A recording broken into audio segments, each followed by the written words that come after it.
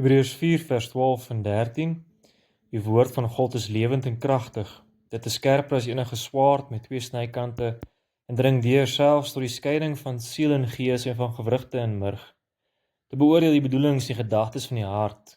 Daar is ook niks in die skepping wat vir God onsigbaar is nie. Alles lê oop en bloot voor sy oë.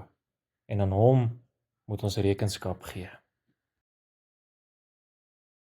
Asai, hartlik welkom by nog 'n episode van Evangelisasiestasie. Dis nog 'n week wat ons opnames kan maak en soos julle ook al reeds weet, moenie skrik as julle ons sien met dieselfde klere in die volgende paar opnames nie.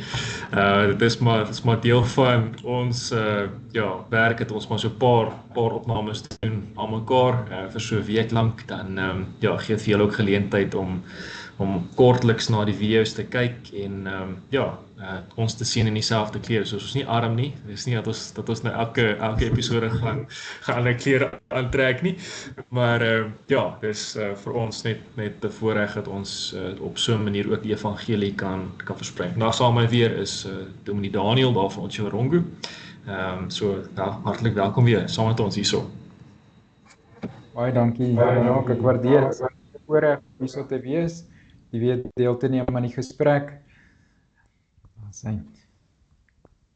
Ja, so vandag gaan ons 'n bietjie gesels oor God die Vader. Ons gaan so kyk na so 'n reeks oor God die Vader, God die Seun, God die Heilige Gees en vandag gaan ons spesifiek stil staan by God as Vader.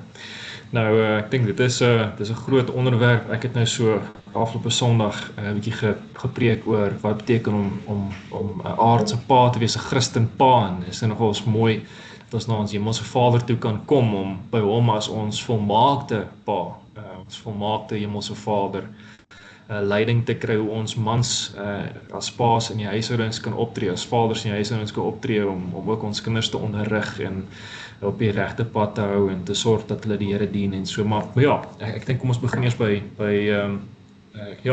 God as Vader. Hoe verstaan ons dit? Daniel, wat sê jy?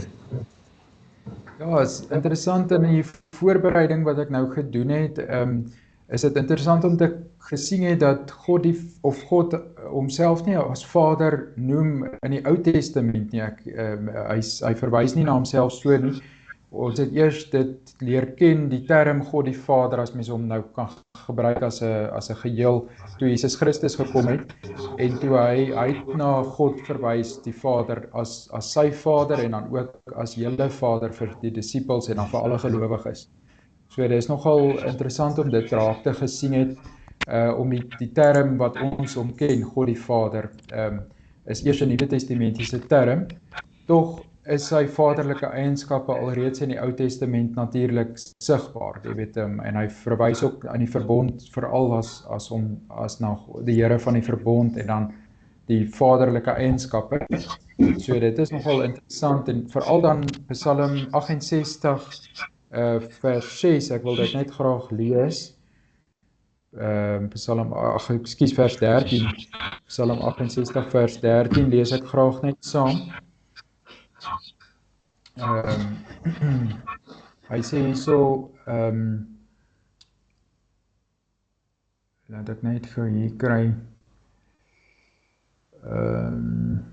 hy sê hy is 'n vader vir die weeskinders, nee, en hy kyk uit vir die weeskinders en die weduwees.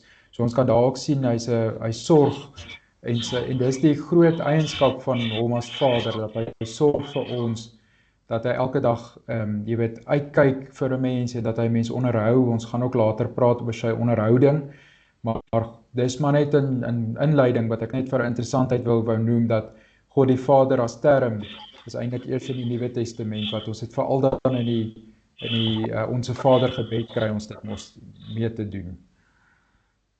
Ja, nee, beslis nie, is Matteus 6, waar die Here ons leer hoe ons met ons hemelse Vader kan praat as gelowiges, en dis dan vir ons wonderlik dat hy daar ook dan vir ons openbaar hoe ons sy naam moet heilig, nee, sy wil moet opsoek en sy koninkryk vra dat sy koninkryk moet kom.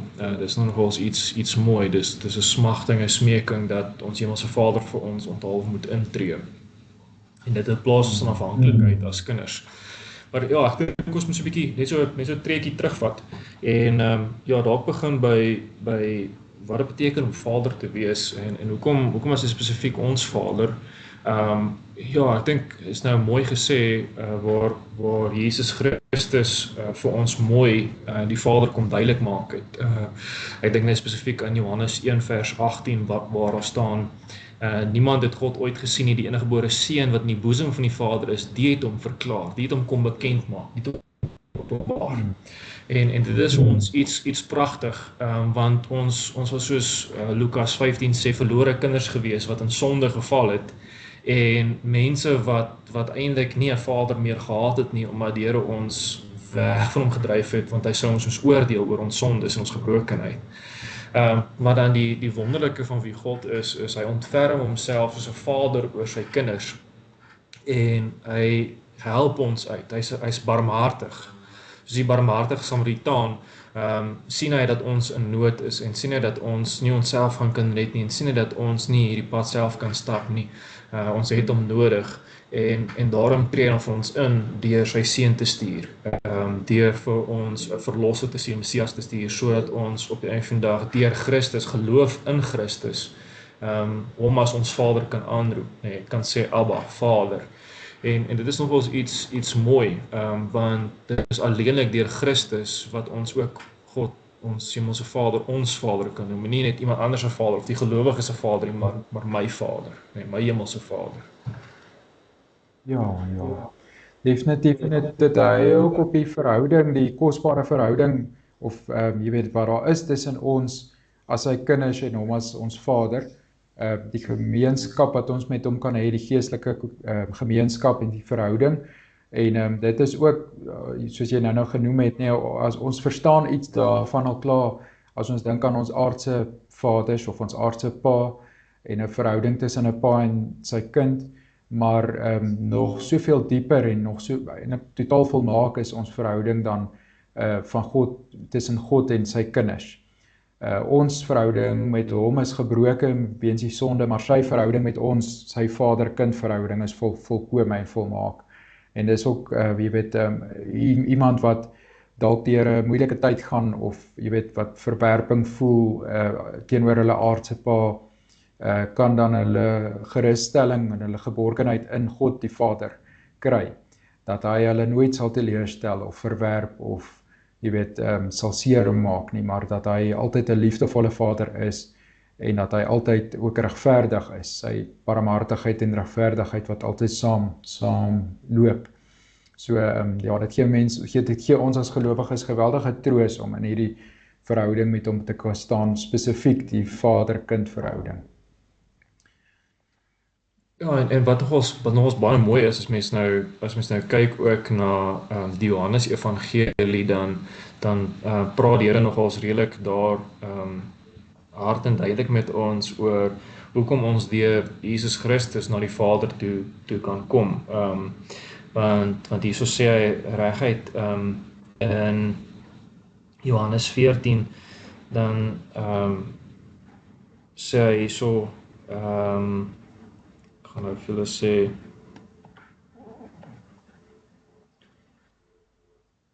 een bietjie vroeër in die gedeelte, vers 6, ek is die weg, die waarheid en die lewe, niemand kom na die Vader toe behalwe deur my nie, as julle my ken, sal julle my Vader ook ken, en van nou af ken julle hom en sien julle hom. Ja, want dis nogals iets besonders, dat Jesus Christus vir ons die duidelikste ons Hemelse Vader kom aanwys het, sodat ons in 'n gebedsverhouding, 'n gespreksverhouding met hom kan tree, waar ons deur Christus weer vrye toegang het tot ons Hemelse Vader, omdat Christus gedoen het wat hy gedoen het, en ons weer die voorreg gee om elke dag met die Here te kan praat, en soos Daniel ook nou mooi gesê het, die weet ek nee, dat selfs in ons moeilikste omstandighede wanneer ons aanbid, luister die Here. Hy's 'n Vader wat luister, want is gekoppel aan sy verbondsbeloftes wat hy gemaak het. Toe hy gesê het hy sal ons God wees en ons sal sy volk wees, ons sal sy kinders wees. So hy het eintlik al in die Ou Testament, al sê hy het nie vir ons direk nie, sê hy vir ons eintlik met die verbondsluiting implisiet dat hy ons Vader is en hy wil ons homself oor ons ontferm. Hy wil ons nie uitwis nie. Hy wil eintlik met ons 'n pad van liefde stap en hy wil ons graag help om nie ver van hom te leef nie, maar naby hom. En nou die hele pad wat hy stap dan met Israel is eintlik 'n getuienis daarvan dat soveel kere het Israel afgedwaal. En dan moes hy soos 'n vader eintlik maar die kinders straf en weer terugroep na hom toe. En ek dink die boek Rigters, ek en my vrou is nou besig met huisgodsdiens oor die boek Rigters. En dit is verstommend om te sien elke keer dan dwaal die volk af want hulle het gedoen wat regs in hulle oë, soos elke kind maar baie keer doen en ons self as kinders van die Here baie keer doen, ons dwaal af en ons wil doen wat regs in ons eie oë.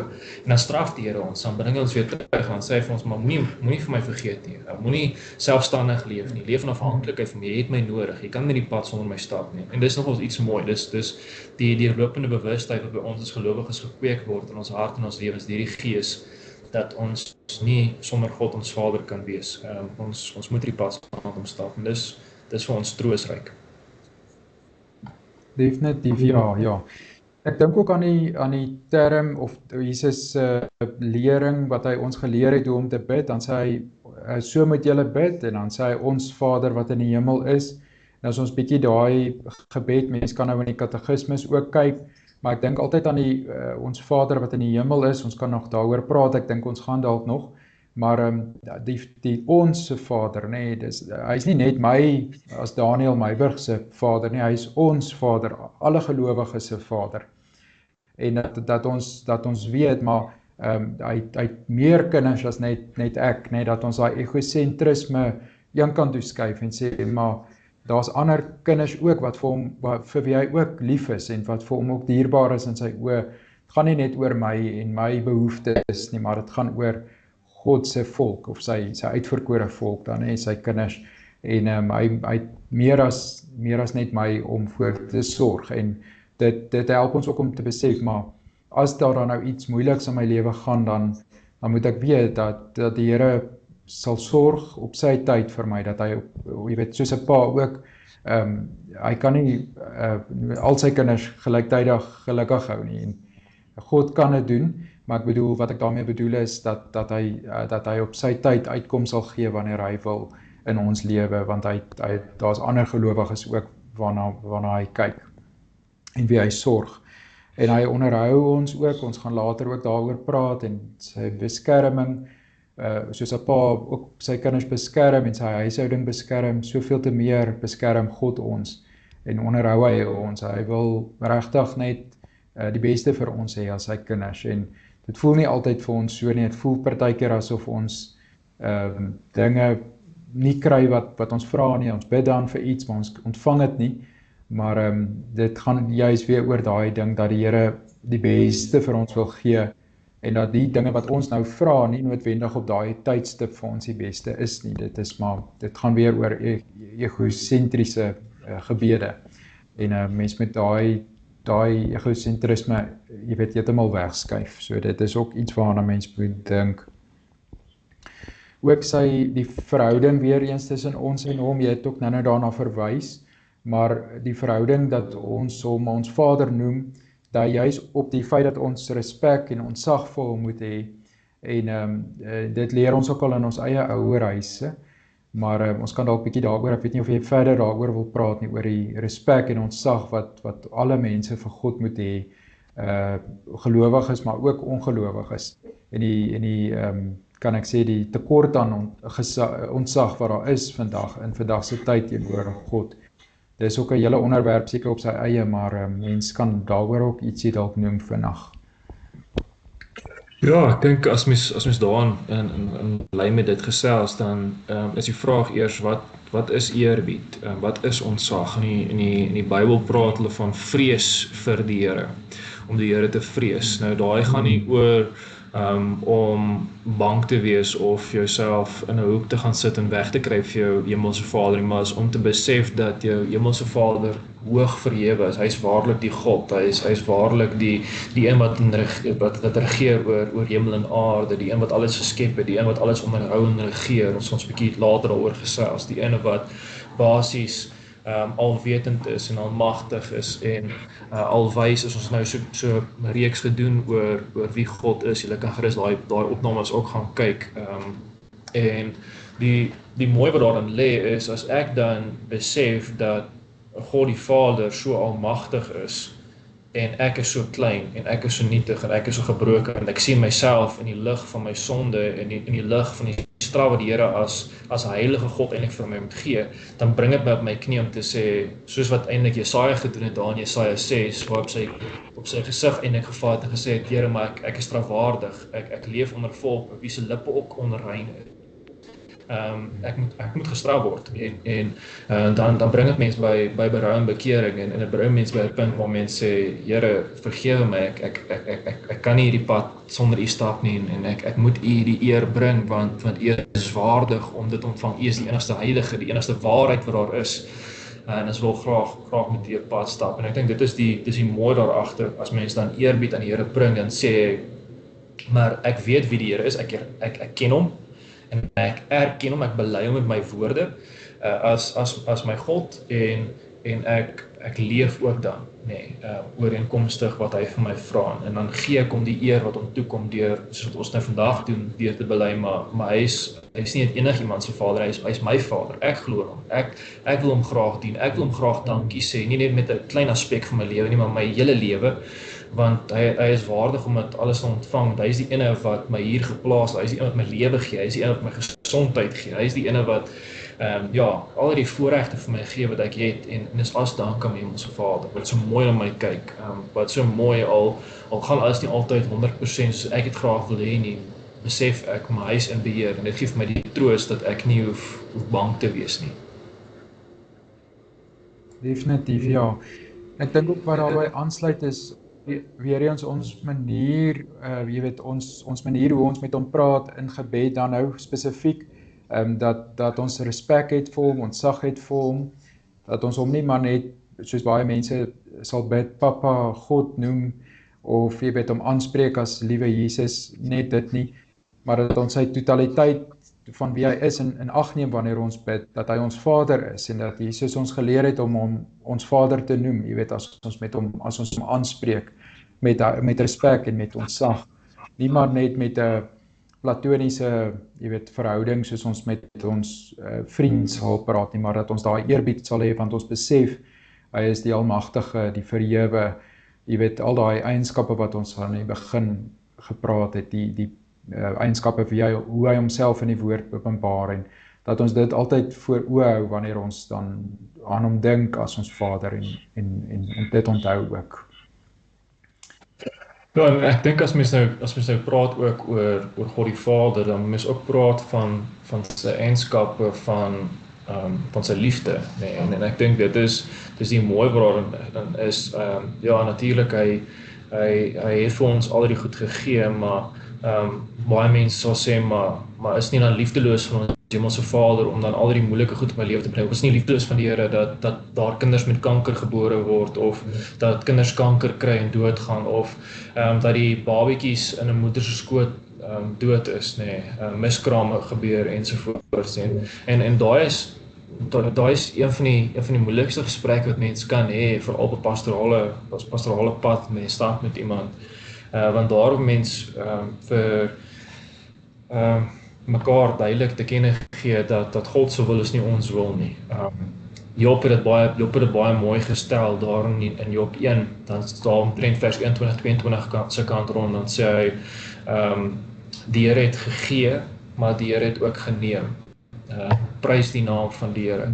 En nou mense Romeine 8 ook hier in saam lees, is dat Romeine 8 sê dat die Here die skepping aan die verydeling onderworp het, omdat dit deel is van die Here se straf op die mens se sonde. Dis kom alles agteruit gaan, dis kom dinge vergaan. En dit wys mens dan net op die einde van die dag ook wat die Here daarmee doen. Hy wil hê dat ons moet sug. Hy wil hê ons moet, soos ons nou van die begin van die opname gesê het, hy wil hê ons moet op ons knieë gaan. Ek bid U dat U my sal help. Ek kort U leiding, ek kort U hulp, ek kort U bystand. En ek dink dis kom ons ook elke Sondag so in die begin van die erediens ook baie krag en klem daarop plaas. Ons hulp is in die naam van die Here wat hemel en aarde geskaap het en wat getrou bly tot in ewigheid. So al voel jy's nou oorweldig, voel jy's oorlaai met die grootste, moeilikste omstandighede, weet ons hulp is nog steeds in die lewe, in die Here. Ja. En dit is ook so mooi in aansluiting met Sondag 1, waar ons bely, wat is my enigste troos in lewe en sterwe, dan is die antwoord dat ek met liggaam en siel in lewe en sterwe nie aan myself behoort nie, maar aan my getrou verlosser Jesus Christus. En dit is die wonderlikste voorreg wat mens dan het, is om te weet dat maak nie saak wat my gebeur nie, ek behoort aan die Here. Dit gaan nie vir my oor enigiets anders nie. En dan natuurlik by dit gesê ook, ons gaan nou 'n bietjie praat oor God wat skepper is, met die volgende opname, is die punt dat, as ons kyk na die skepping ook, hoe God die aarde geskep het, toe hy alles klaar geskep het en net klaar die mens geskep, en hy het teruggekyk op wat hy geskep het, en hy gesê, dit was baie goed. En dit is vir ons so pragtig om te sien daar, God het ons nie met sonde geskep nie, God het ons met gebrokenheid geskep nie, hy wou nie gehad ons moet siek raak het nie, hy wou nie gehad ons moet doodgaan nie, hy wou nie gehad het dat ons weg van ons lewe nie, ons onsself daarin gewerk, en nou die straf wat ons daarop het, is dat dorings en dis ons gaan opspuit, dat daar gaan moeilike dinge in lewe, jy gaan hard moet werk, jy gaan swaar swangerskap hê, jy gaan sukkel, en dit is die straf wat ons nou het as mense, omdat ons self verkies het om weg van die Here te leef in plaas van met die Here. En op hierdie manier wys hy dan ook vir ons hoekom dit uiters belangrik is dat sy seun moet kom. En dit is hoekom ons alleenlik deur Christus die Vader kan nader. So dis hoekom so 'n mooi lyn ook in dat ons kan besef, maar hy is alleenlik deur Christus wat ek weer in 'n herstelde verhouding met hemelse Vader kan kom en jy my Vader kan aanroep en kan sê Vader. En ek het nou ook Romeine 8 genoem, en in Romeine 8 is die grootste troos wat ek altyd maar vir gelowiges gee wat in bitter moeilike omstandighede sit, is baie keer as ons vra, maar hoekom luister my hemelse Vader my gebed nie? Dit voel vir my gebed in die plafon vasskiet, en dit voel half of daar niks gebeur, hy luister nie.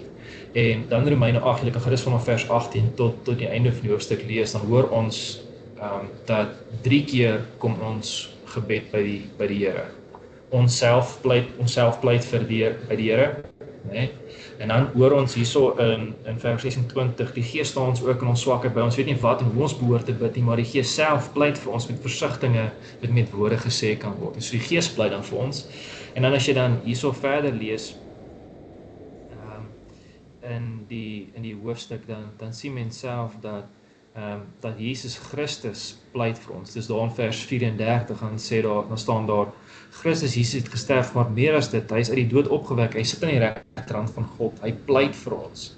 So dit is vir ons so mooi, dat wanneer ons dan bid, weet ons 3 keer kom ons gebed by die Here. En dit is ons dan 'n absolute vreugde, dat ons weet, ons hemelse Vader is nie doof tot ons gebede nie, hy hoor presies, en ons kan vertrou dat hy dan op sy tyd die uitkoms sal gee. Definitief, ja. Raak net 'n laaste gedagte van my kant af is, God die Vader is nie maar net 'n Vader nie, hy is die Vader, nee, dis wat ons ook moet onthou, hy is die enigste Vader, daar is nie maar net, hy is nog 'n Vader nie, hy is die Vader, so dis maar net 'n gedagte wat ek ook met die luisteraars wil deel. Ja, en ek dink, as we daar aansluit, moet as mens baie versigtig wees om, as ons dink aan 'n vader, dit te koppel aan jou aardse pa, wat jou teleurstel, wat sondig is, en wat gebroken is, en wat foute maak, en wat weggeloop het, of wat mishandel het, of wat ook al. Dis nie wie die Here ons hemelse Vader is nie. Hy is die volmaakte pa, hy is sonder sonde. Hy is die een wat waarlik vir ons omgee, wat waarlik vir ons lief is. Dis te dank aan hom wat ons hier op aarde kan wees. En ek dink dit is in daai lig ook aan wat mense kan sê, dat hy ons volmaak hemelse Vader is. En ons kan hom gerus kom met vrymoedigheid, al stel ons aardse paas ons te leer. En dit is vir ons dan ook weer verdere troos. Mag hierdie opname dan ook vir een en elkeen van julle werklik waar help om in julle geloof verder te groei, en mag julle ook besef dat julle hemelse Vader nie net enige Vader is nie, hy is die Vader en hy is julle Vader, julle wat glo in ons Here Jesus Christus. So mag dit ook vir julle troos wees wanneer julle dan in 'n verhouding met hom leef en met hom praat in gebed. Hy is nie ver van julle nie, hy is selfs in die moeilikste omstandighede saam met julle, by julle, ondersteun julle, en sy wil sal geskied. So sterkte en seën dan ook vir die res van die week.